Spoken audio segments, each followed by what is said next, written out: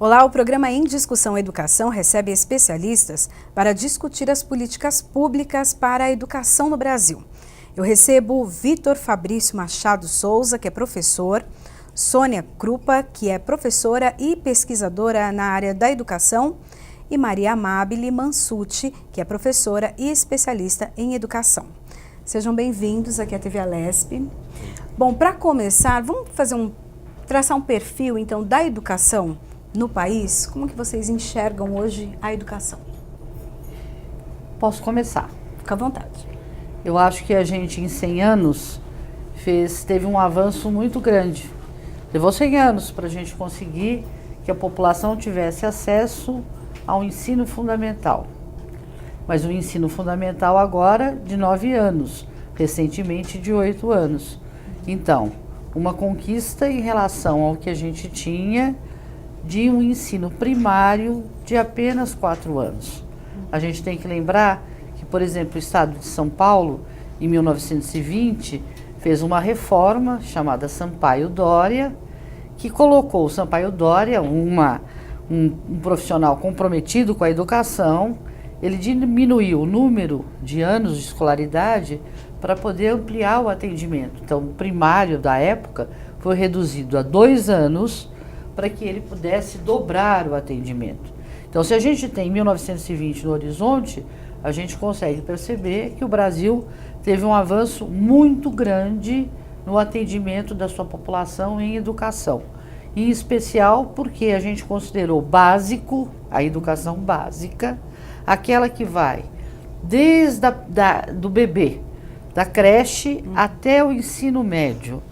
Então, o direito à educação básica, o direito da criança pequena, o direito do ensino fundamental e o direito do jovem no ensino médio. Então, isto é um panorama muito otimista do que aconteceu no país. Não é um país grande, com uma dimensão continental, que consegue atender a sua população. Agora, temos que passar para os problemas. Mas vamos ver o que a Amabile e o Vitor acho que vou falar um pouco dos problemas de hoje. Então, eu concordo com a professora Sônia, é um grande avanço a democratização do ensino. Eu sou uma professora que vivia a democratização do ensino na década de 60. Porém, ele tem sido lento para aquilo que para a gente poder ter um futuro melhor. E a gente tem muitos desafios na educação. Então, o próprio direito à educação, nós temos uma legislação no Brasil que é obrigatória a escolaridade dos 4 aos 17 anos, ele está comprometido. Hoje, nós temos no país 2.800.000, uma população dessa grandeza que não está sendo atendida. São 800.000 na educação infantil, né?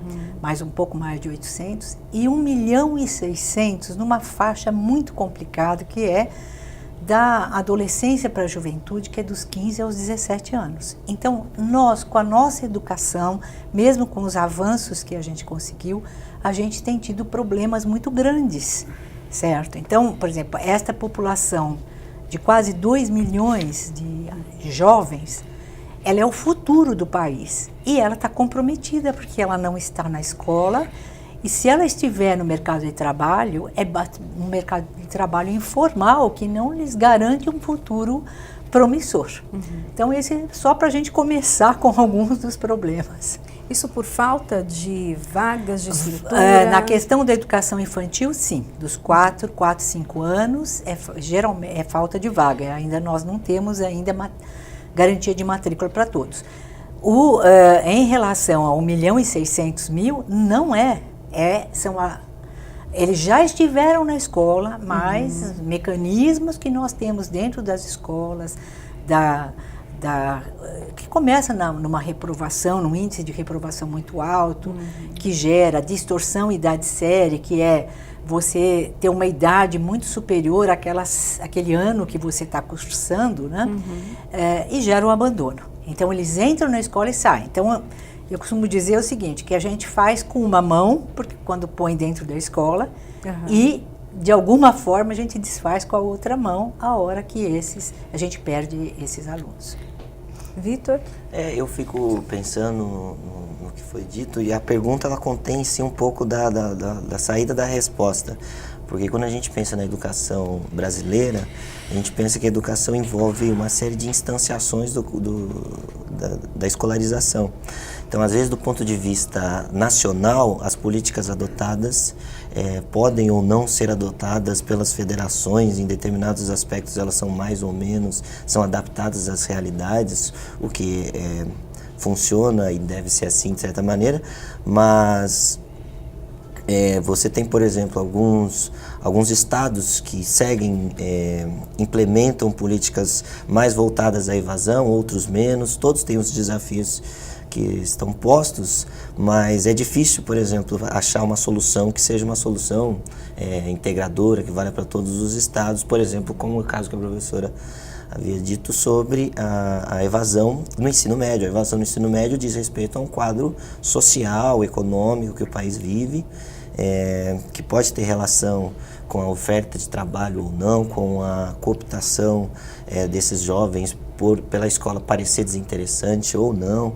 Então, é uma questão ampla que envolve toda a conjuntura nacional, mas que contém desafios que são de níveis regionais, eventualmente menos do que isso, né?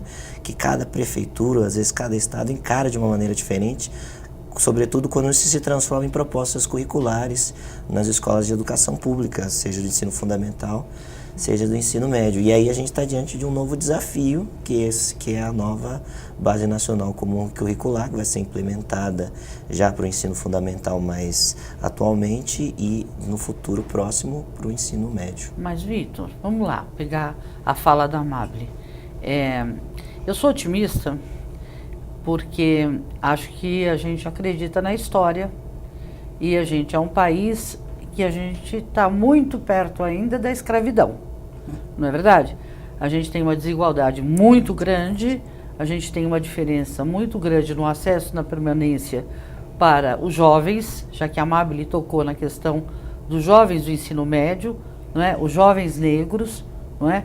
Que tem jovens, homens e mulheres negros, têm mais dificuldade de ter o acesso e a permanência na escola. Por quê?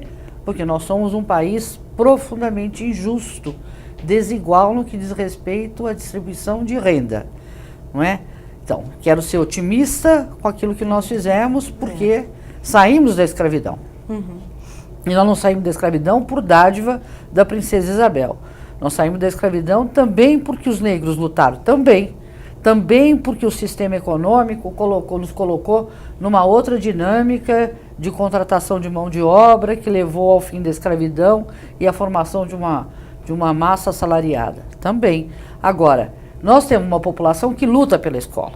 Se a gente for ver em todas as escolas públicas dessa grande São Paulo, a origem do prédio escolar, em geral, é uma luta da população por aquele prédio. Então, isto que me leva a ser otimista, não é? Nós saímos de uma ditadura militar, nós conseguimos construir uma Constituição que colocou direitos.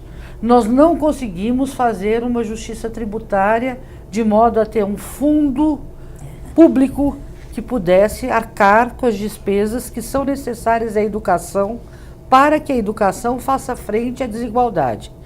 Que acho que é isso que a Amable diz, nós somos lentos nesse processo solidário das diferentes classes sociais no Brasil, não é? De uma elite que não pensa no país e que produz isto, de certa maneira, uma desigualdade brutal, não é? Uma desigualdade muito grande. Agora, eu acho que a gente tem que ver que também nós temos que pensar que algumas políticas não têm favorecido a continuidade desta luta da população. Não é? E quero dizer por quê? Porque se a população lutou por aquele prédio escolar, esse compromisso, população e equipe escolar, tinha que ser mantida na construção de um currículo.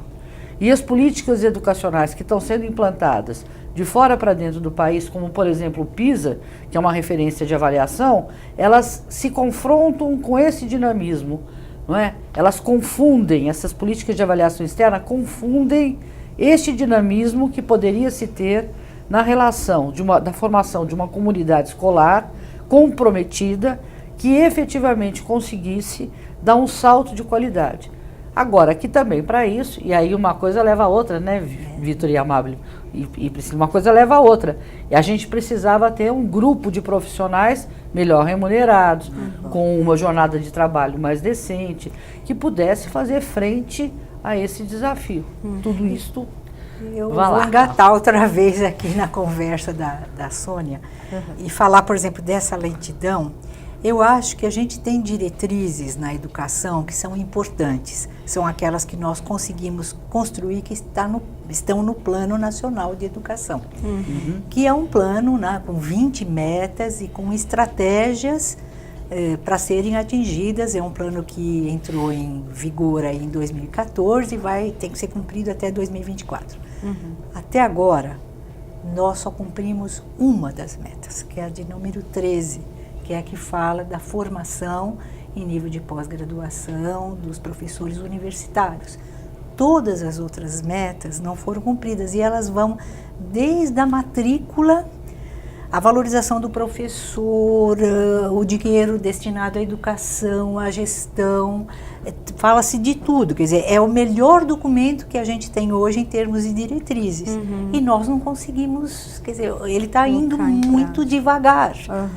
E acho que é importante que a população também acompanhe isto, certo? Quer dizer, isto é uma lei no Brasil a ser cumprida, uma lei que orienta a educação e que, infelizmente... E uma lei que foi votada por unanimidade. Por unanimidade. É a construção mais democrática que a gente tem. Tem muitas críticas em relação ao plano, mas é o que a gente conseguiu construir de melhor no Brasil. E coletivamente, de uma maneira coletiva. Mas por quê, Amábile? Porque nós estamos numa situação extraordinária no país. Então uma crise violenta. Sim, o país tomou uma contramão de um golpe branco, um golpe institucional, um golpe... E obviamente, isso que nós estamos. Nós estamos com uma emenda constitucional que congelou... Tá bom. Que precisa ser... a Constituição e os gastos públicos por 20 anos, que é uma medida que não existe. Para a gente entrar um pouco mais nesse assunto, o Plano Nacional de Educação, ele garante que 10% do PIB, né, vai então para a educação. Mas...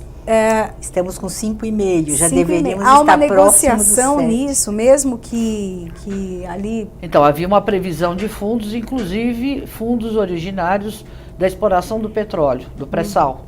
E, portanto, o pré-sal, e é bom que se diga, né, se valoriza tanto no Brasil.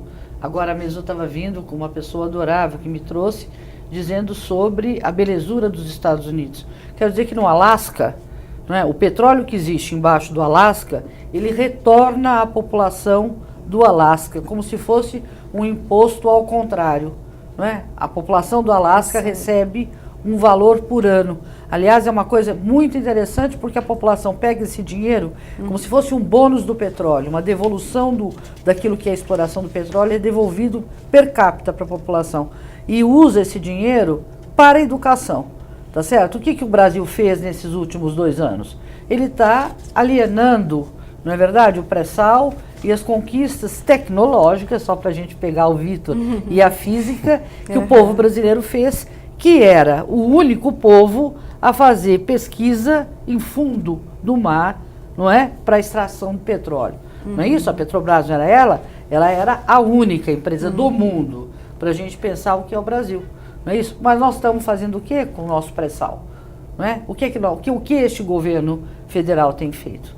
Tem feito isto, não é? Uma venda daquilo que a gente podia ter, só para pegar o Monteiro Lobato de volta. O petróleo é nosso, não é verdade? E os 10%, a composição dos 10% do PIB para a educação, ela teria que vir de várias fontes para ser compostas, tá certo?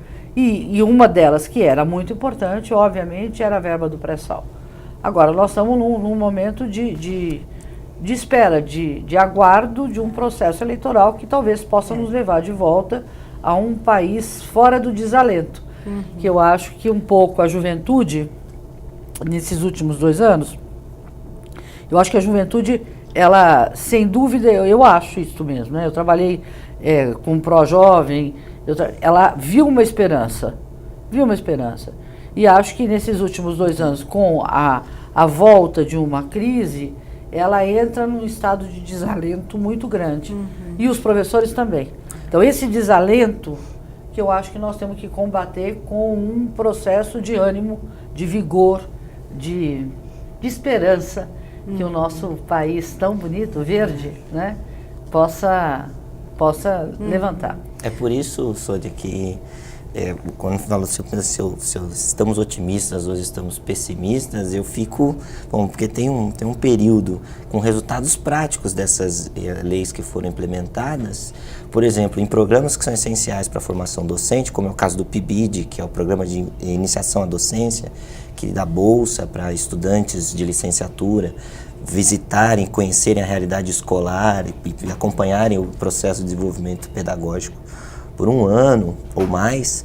Esse programa junto à CAPES foi sofrendo cortes constantes, e com isso muitas instituições o perderam, e quando perde esse programa, perde a capacidade de diálogo entre a escola pública, a universidade e os professores que estão lá desenvolvendo seus trabalhos. Então você perde uma interlocução grave. Então você tem, do ponto de vista dos marcos regulatórios, uma situação bastante otimista nesse sentido, mas do ponto de vista da realidade concreta atual, um quadro que é desesperador do ponto de vista das políticas públicas, sobretudo os investimentos que estão vindo pela frente. Queria lembrar um ponto, que tem uma questão aí que é para 2020. Nós temos um fundo, que se não é a melhor forma, que é o Fundeb, certo? É o que se tem no Brasil. Em 2020, essa legislação termina e nós não sabemos. Temos aí a emenda constitucional do teto de gastos, não sabemos o que vai acontecer com esse fundo. E isso, certo, estamos totalmente desprovidos de informações e de discussões a respeito de como isso vai ser resolvido. Esse fundo é utilizado? É utilizado para distribuição, é uma composição que se faz entre União, Estados e municípios. Inclusive aqui uma parte, a União, que é que arrecada mais, é que põe menos recursos no fundo, e se faz uma distribuição disso, né, pelos... Vocês então, mas entendem? acho que aquele que nos ouvem precisavam entender uma coisa, não é? A Barbie fez referência a um fundo da educação básica, o Fundeb, o fundo de recursos públicos oriundos de tributos, de impostos recolhidos pelos municípios, pelos estados e pela União, que, constituído desta forma, é devolvido àquele que faz a educação, o município ou o estado, aquele que pratica o atendimento, para poder garantir que esse atendimento aconteça.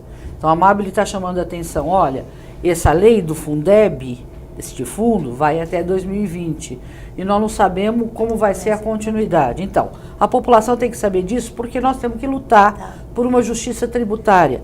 Quem tem mais dinheiro tem que pagar mais impostos. Quem tem menos dinheiro, receita, renda, salário, ou não tem que pagar. E todos têm que ter um atendimento público de qualidade. Por quê? Porque é isto a ideia, o valor da escola pública, que ela faça justiça social, que o rico e o pobre possam estudar juntos. Eu venho de uma universidade, a Universidade de São Paulo, não é verdade? Pública e gratuita. Então, o menino rico e o menino pobre, a gente gostaria que fossem mais pobres e, portanto, que as cotas funcionassem melhor dentro da Universidade de São Paulo, não é verdade? Que eles convivam numa relação de igualdade de condição lá dentro, que isto os leve a pensar um país mais justo, um país transformado. A escola pública, ela tem esta missão. Ela não é uma escola pobre de pobres, portanto, ela é uma escola para todos, de todas as classes sociais. E isso que a gente tinha que lutar. Então, o Fundeb, ele tem que ser assegurado, nós temos que ter continuidade disso, ele tem que ser ampliado, ele tem que ser robustecido para que a gente tenha qualidade. A Amabile está completamente certa disto, certo? Mas o telespectador tem que entender isso. Isto é luta. Nós temos que ter uma discussão com a juventude, Vitor. O Vitor fez menção ao PIBID. O PIBID é um programa maravilhoso que junta a universidade, na formação do professor, do futuro professor, em estágios acompanhados por professores da universidade, junto à escola pública, não é? E aí é muito legal, a gente não diz para um médico, vá lá e opere o rim. A gente não fala isso. O médico tem uma coisa chamada residência médica. Ele vai lá, ele é acompanhado, ele tem uma aula prática, ele vai lá. E o professor? Por que o futuro professor não tem que ser acompanhado? Ele tem que ter um estágio acompanhado. E para ter um estágio acompanhado com qualidade, ele tem que ter condição para isso. E como é diferente, vão ser professores, muitas pessoas que não têm receita, não têm renda. Então, é preciso ter uma bolsa para que isso ocorra de uma maneira melhor. Isto vinha num crescente. Há 2 anos isso teve uma quina outra vez, foi para baixo. A formação dos professores é uma coisa importante para nós, é uma coisa cara de querida, não é? Que é isso que o Vitor chama a atenção. E o telespectador tem que nos ajudar nessa luta. Ô Vitor, eu queria até que você compartilhasse um pouco com a gente a tua história, porque você veio da escola pública, hoje você é professor na escola pública de física. Me conta um pouquinho essa tua trajetória. Então, eu posso dizer que sou um exemplo do que foi o primeiro Plano Nacional de Educação de 2004 a 2014, que fez a expansão dos cursos de licenciatura dentro de São Paulo, e eu fiz o curso no Instituto Federal, antigo Cefet, em São Paulo, da licenciatura em Física. E uma vez fazendo esse curso, eu tive, porque o projeto do curso, por conta do Plano Nacional de Educação, essa era uma expansão voltada para formar professores, professores de escola pública. Então, as emendas dos cursos desses institutos federais que estão espalhados pelo país tinham acompanhamento de estágio. Eu tive pessoalmente quase 600 horas de estágio em escolas públicas, atuando junto aos professores, discutindo para eu e meus professores quais eram os desafios que estavam acontecendo na escola que eu estava acompanhando. E uma vez fazendo isso, agora eu me formei professor, não evadi. Muitos colegas meus que estudaram em outras instituições, inclusive na USP, inclusive nas antigas faculdades de física que haviam no Mackenzie, na PUC em São Paulo, que fecharam, isso é um dado importante, eles evadiram da escola pública muito rapidamente. E evadiam por uma série de questões, às vezes envolvendo a valorização, como nós já dizemos, valorização salarial. E você via professores com pilhas de 30, 35 diários de classe para lançar. E aí é difícil você falar, mas você conhece o João do segundo B e o que ele passou na família dele? As pessoas não conhecem. Então é um processo muito complicado. Eu estando lá, nunca deixei de estar junto também à universidade. Esse tipo de diálogo que o PIBID realiza é muito importante. E agora a proposta de substituição do programa do PIBID, que é o programa de residência pedagógica, pede esse vínculo. Você não tem a necessidade de estar com o professor da área, as universidades não escolhem o professor. Quem escolhe os professores são as secretarias de ensino, que às vezes desconhecem as condições. Óbvio que o critério no papel ele é muito interessante, que é o critério das escolas mais necessitadas, só que às vezes essas escolas necessitadas sequer têm o professor da área para que os alunos acompanhem o estágio. Enfim, e hoje eu atuo, sou ainda supervisor do PIBID, e vejo como esse programa é importante. Só que aconteceu de 2 anos para cá. Eu tinha 4 estudantes, acompanhava junto, 4 estudantes por professor, então são várias escolas, e acompanhava isso junto com as professoras lá do Instituto de Física da USP. Nesse último ano, são 30 estudantes e são 3 professores. Então, por conta desse corte de verbas, o que acaba acontecendo? Você fragiliza o programa, eu tendo que lidar com 10 estudantes, se ele for distribuído assim, cada qual com seus projetos. Então isso obviamente fragiliza a política que estava sendo implementada. Bom, a gente vai fazer um intervalo bem rapidinho, daqui a pouco a gente volta para continuar esse assunto que é muito importante. Com certeza.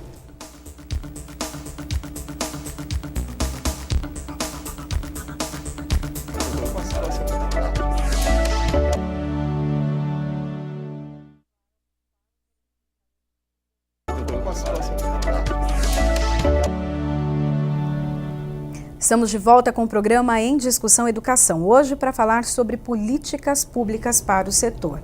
Bom, professora Amábile, a senhora ia falar também dessa questão que o Vitor trouxe para a gente nessa formação do professor e da importância dessa formação? Então, acho que a gente tem um exemplo aqui com o Vitor de uma boa formação de professor, inclusive ele citando aí um programa que colabora para isso. Mas nós temos 2.200.000, um pouco mais, professores no Brasil na educação básica. Mais ou menos a metade desses professores não tem a formação ainda adequada ao nível em que eles estão lecionando, seja a educação infantil, por exemplo, na educação infantil, menos de 50% tem a formação adequada para poder atuar na educação infantil. No ensino fundamental, nos anos iniciais é um pouco mais, por volta de 50, de 56 no ensino nos anos finais e 60% no ensino médio. Então ainda é a tal da lentidão, nós ainda temos, quer dizer, muita coisa a cumprir. E sobretudo aí em relação às políticas de formação, porque a política de formação é a formação inicial que prepara para o desenvolvimento profissional, para ser docente, é a formação que eu ofereço a ele depois que ele já é um quadro, né, como professor, ele já atua como professor, mas tem a questão salarial, tem a questão das condições de trabalho e as condições da atratividade da carreira, que é o que foi colocado aqui pelo Vitor. Quer dizer, muitos começam e saem porque a carreira não tem atratividade, ninguém quer ser professor.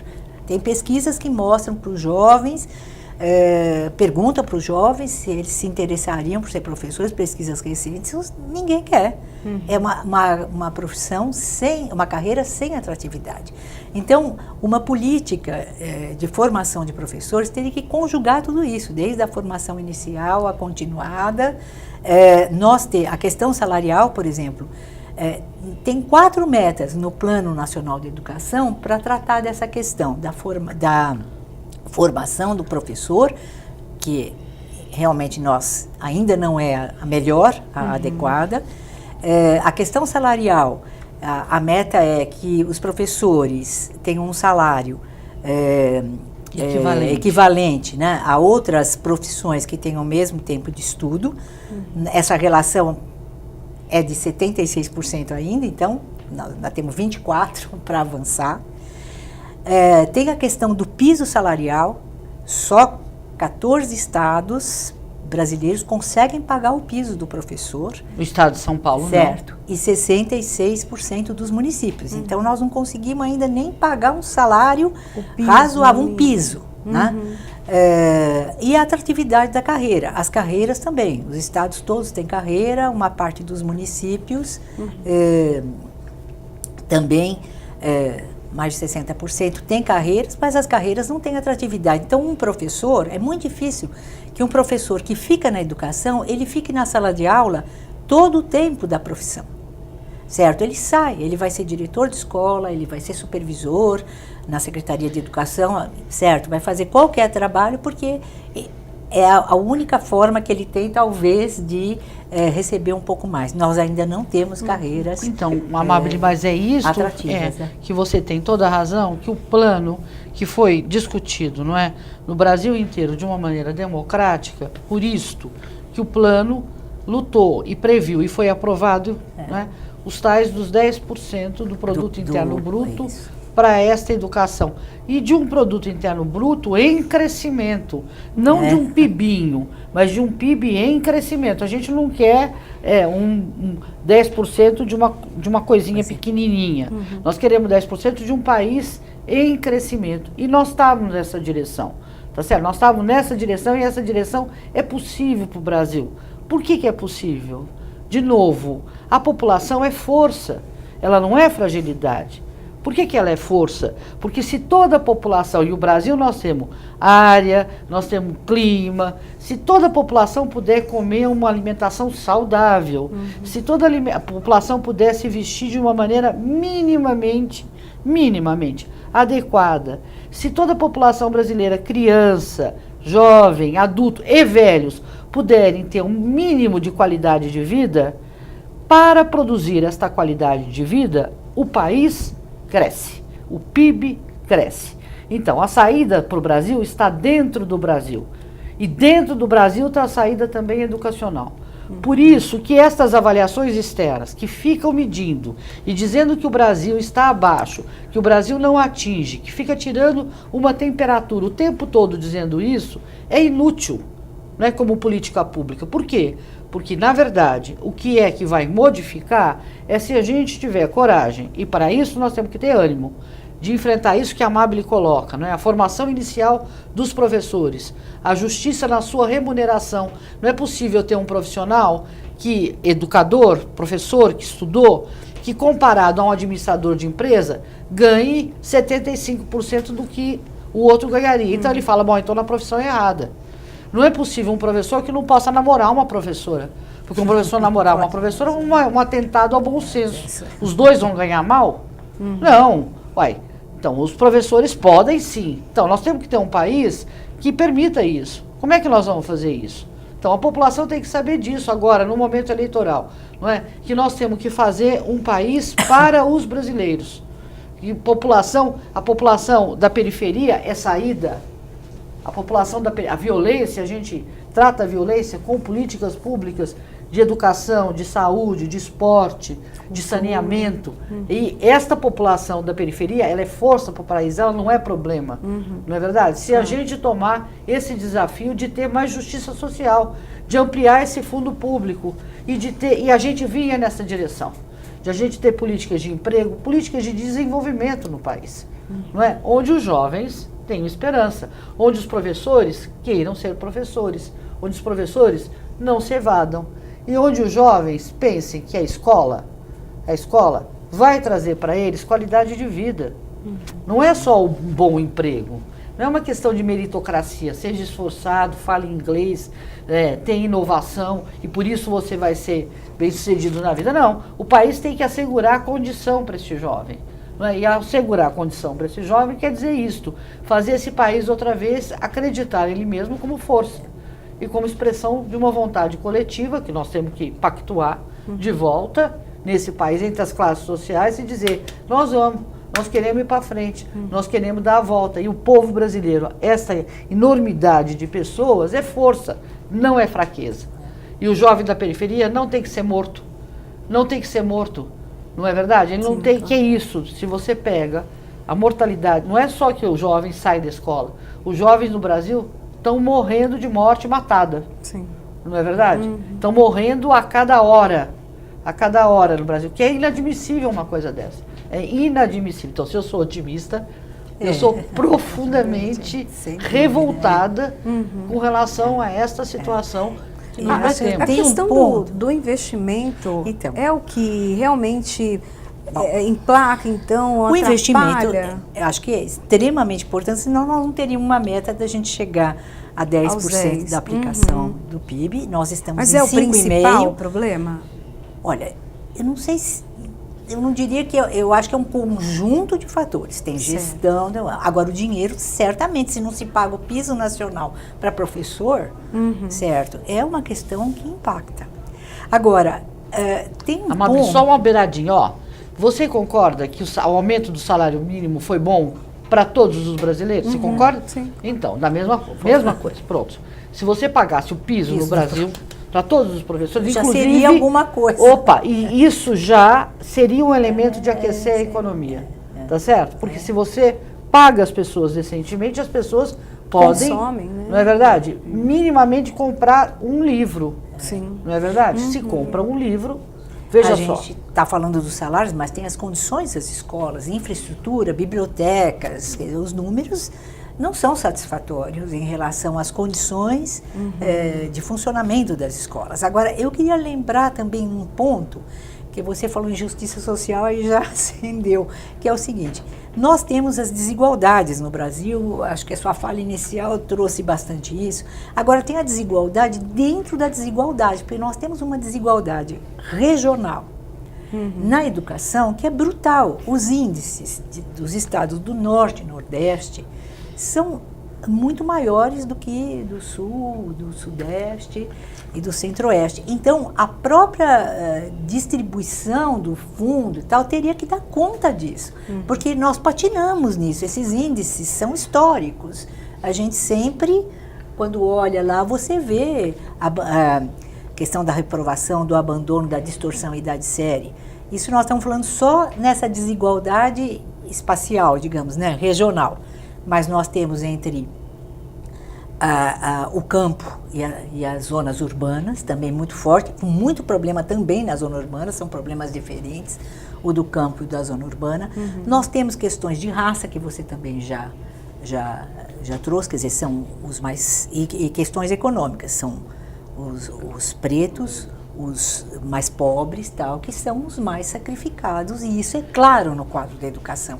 Então, uma redistribuição, a questão do dinheiro também teria que estar resolvendo essas questões que muitas vezes a gente não olha. A gente olha o número, a média nacional, mas tem que começar a olhar para as questões regionais. Por exemplo, olha lá, nós podíamos fazer coisas no Brasil que acho que pegar o dinheiro, esse dinheiro que é colocado para avaliação externa, que é uma coisa imensa e inútil, canalizar para outras coisas. Por exemplo, olha só, nós temos um projeto dentro da Universidade de São Paulo, da Faculdade de Educação, que é um projeto de educação continuada, de formação continuada e formação inicial, que não está dentro do PIBID, pode estar ou não, que junta, não é, a Faculdade de Educação com escolas públicas. Não é? E aí, assim, os nossos estagiários, os nossos licenciados vão para essas escolas, é um programa de formação de professores. E a gente recebe essas escolas de volta para discutir os seus problemas a partir dos seus territórios. Não é? Porque o que produz identidade para uma escola são aqueles sujeitos que moram naquele local. Não estou dizendo que o pequeno, né, small, pequeno é beautiful, não. Estou dizendo o seguinte, o território, a gente vive num espaço. E esse espaço nos traz problemas, questões, desafios que nós temos que nos confrontar. E isso que nos dá também, neste confronto, uma identidade. Então, nós temos trabalhado na construção dessa identidade do projeto político-pedagógico de cada escola. Agora, isso é importante? Fundamental, acho eu. Acompanhado da valorização dos professores. Então, agora, o que nós podíamos fazer? Nós podíamos ampliar isso, tá certo? Nós podíamos fazer encontros entre professores de diferentes localidades no país, de diferentes universidades do país, para pensar a educação. Nós podemos fazer isso. Aliás, nós podíamos usar tudo que é avião aí das forças aéreas para poder levar estudantes e professores em troca, em estudos do meio, que a gente pudesse discutir o Brasil. Vamos fazer um currículo discutindo o Brasil, de norte a sul, andando, conversando, discutindo, debatendo. Há recursos para isso nesse país, há recursos para isso. Nós não podemos pensar um processo de formação continuada, um novo projeto Rondon. Os militares fizeram um troço lá chamado Projeto Rondon, levavam os estudantes universitários para o Brasil. Ora, tá bom, nós vamos começar a trabalhar a troca entre professores para discutir coletivamente, junto com as universidades públicas, e elas cresceram, o número de universidades no Brasil, para ver, sou animada. Houve uma ampliação dos campos, houve uma ampliação das universidades públicas, inclusive uma coisa belíssima que está em crise agora, que foram as licenciaturas do campo, a formação de professores para o campo, que foi uma luta e que foi muito bonita e que está fechando, não é? Agora, fechando. Então, eu tenho uma doutoranda que é professora numa licenciatura do campo no Maranhão, não é? Então, em todos os locais dos campos das universidades públicas foram criadas licenciaturas do campo. Então, nós temos já um acúmulo para a gente ampliar, não para a gente nós nos contentarmos, para nós sermos mais rápidos, para nós avançarmos. Nós temos. Agora, nós precisamos fazer isso logo. E é esse o momento. O momento da democracia é o momento da renovação, de a gente pensar quem é que efetivamente para de querer matar jovem, tá certo? E pense que o jovem do Brasil é força. E, aliás, e aí já falei muito, mas vou ficar quietinha só para a gente pensar. A gente tinha no Brasil uma pirâmide etária, muita gente pequenininha e poucos velhos. Nós estamos passando gradativamente para um balãozinho. Ou seja, nós estamos diminuindo muito a natalidade e temos uma massa de jovens agora que nós não podemos perder. Tá certo? É uma janela de oportunidade etária, que é forte. Porque esses jovens estão com energia, estão com tudo. É neste momento que nós temos que nos voltar, a população brasileira e os jovens, né, todos nós temos que nos voltarmos para estes jovens, para isso que o Brasil tem como força sua.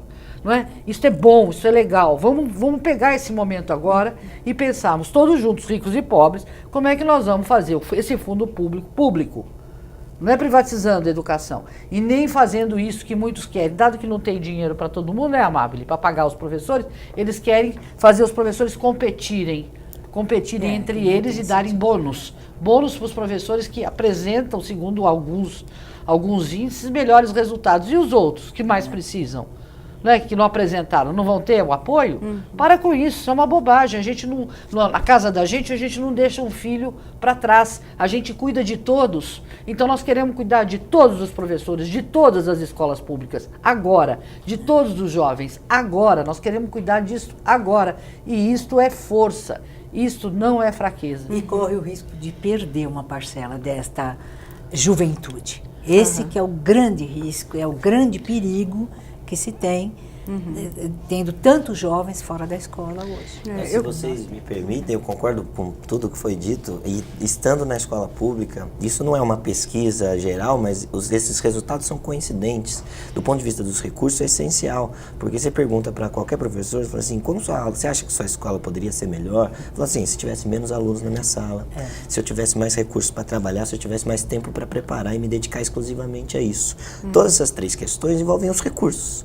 Recursos para você diminuir a quantidade de alunos por sala, investir na formação continuada dos professores, investir nos recursos pedagógicos, didáticos, tecnológicos, que o mundo continua avançando e a escola não corre atrás disso, exatamente porque carece de recursos. Então é essencial, sem dúvida nenhuma, lutar, batalhar por isso, inclusive nesses momentos, porque eu lembro, a minha primeira fala aqui hoje foi fazendo essa distinção. A gente ouve presidenciáveis falando de educação e governadores falando de educação e às vezes não entende muito bem que existem papéis que cabem a um, cabem a outro. Existem estados no país em que elevaram consideravelmente o salário dos professores e que talvez servirá para as pesquisas futuras saber qual foi o resultado prático disso. Mas o recurso ele é a base, é o essencial. Inclusive, recursos estão sendo cortados, formação está sendo cortada. Em pesquisa educacional também, por conta desse quadro social que se tem hoje.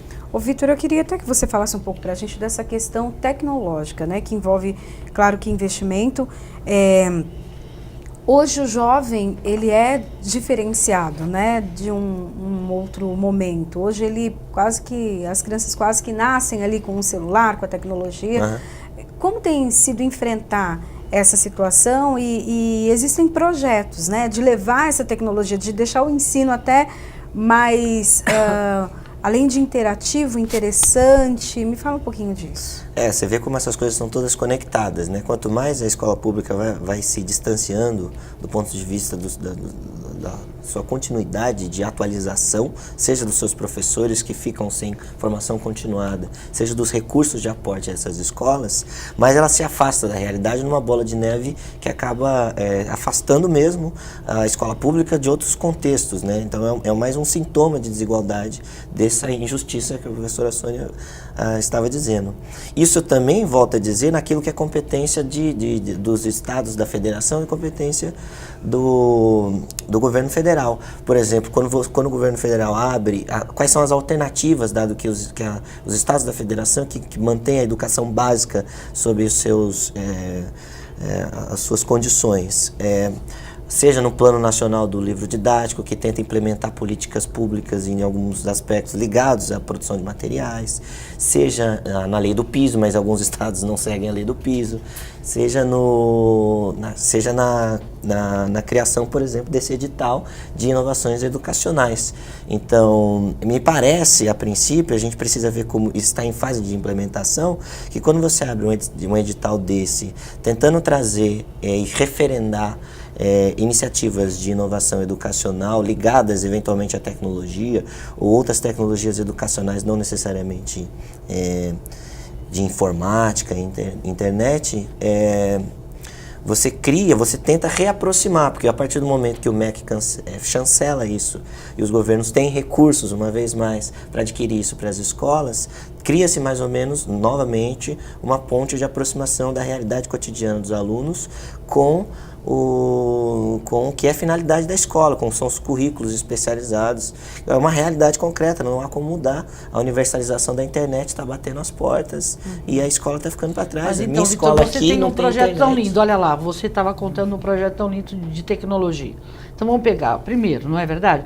Nós temos condição no Brasil de ter a internet, vai lá, em todas as escolas, nas praças, não temos, temos. Sim. Tá bom. Então, se a gente tivesse, olha lá, uma sala de aula com menos alunos, não é verdade?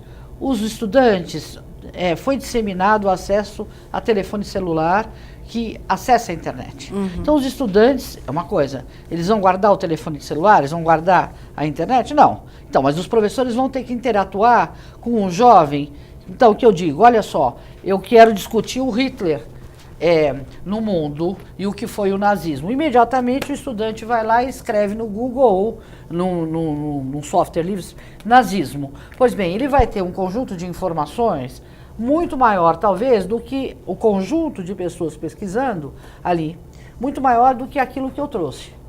Eu tenho que ter tranquilidade, como professora, de dialogar com esta informação que vem pela internet destes jovens.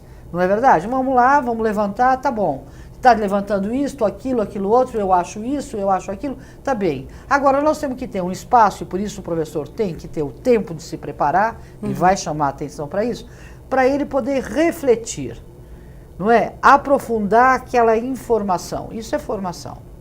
E, obviamente, então, eu usei a tecnologia e, a partir dali, eu posso construir várias coisas. Eu posso construir... O Vitor vai falar na área de física. Ele estava contando uma parte de investimento de toda uma tecnologia sobre o plástico, né? E que o jovem, a partir de um desafio, ia para o conhecimento, então, por exemplo, da indústria plástica. Né? Tá certo? Através de um conhecimento da internet. Então, mas como é que o professor vai interatuar com este jovem que está trazendo informação se ele não tiver condição, tranquilidade, para ele, inclusive, dizer que é uma coisa simples, assim, eu não sei essa informação que vocês estão trazendo. Agora, que bom, vamos juntar essas informações e vamos refletir sobre elas. Vamos dar um passo à frente. Vamos ver para onde que nós caminhamos. Agora, isso significa que tem que ter não só acesso à internet, mas que tem que ter laboratório para poder fazer depois uma experiência de aprofundamento, tá certo? Tem que ter a tecnologia, eu quero chamar, que parece que tecnologia é só sobre a física, a química, tem que ter também na área das humanidades uma coisa chamada tecnologia social, entendeu? Eu quero saber, a partir de uma reflexão sobre o nazismo, sobre a repressão, sobre a desigualdade colocada intencionalmente entre raças, o que acontece na periferia, o que é que estes jovens, como tecnologia social, construiriam para a superação desse problema. Eu não quero só pensar a tecnologia da aplicação da física, da química, que eu também quero, mas eu quero pensar também o conhecimento histórico, geográfico, a sociologia, a filosofia, qual é a nova forma societária que nós vamos construir. E este jovem do ensino médio tem que ir para a sua comunidade e ter boas práticas nessa direção. Então, tecnologia não é só a aplicação das ciências duras, é também a construção de uma outra humanidade. Portanto, as disciplinas todas são importantes.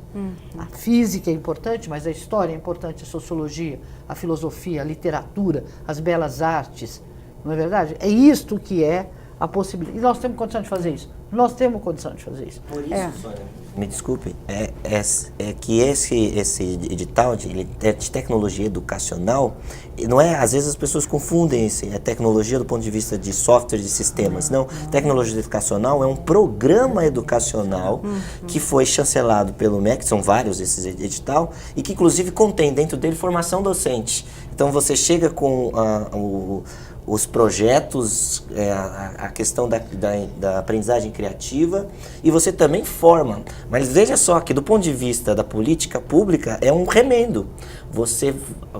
O edital propõe a formação fora do que seria a competência dos estados. Então é um arranjo, né, para fazer os talvez professores isso trabalharem. seja uma maneira interessante de fazer regime de colaboração. Que aí eu tenho uma grande admiração pelo SUS. Né? O SUS é um sistema único de saúde e nós temos um regime de colaboração. E a União tem que se meter na educação, os estados e os municípios. Olha, a gente Termina. acabou o tempo, né? Eu acho que tem muita coisa ainda para falar. A gente tem que marcar um outro programa para falar sobre isso. Educação, vários desafios, várias conquistas, mas com certeza para cada um de vocês, professores, um mundo lindo, né? Porque desenvolve pessoas, seres humanos e todo o país, né? Muito obrigada, então, pela presença de vocês aqui nos nossos estúdios. O programa Em Discussão Educação fica por aqui e a gente se encontra na programação da TV Alesp. Tchau, tchau.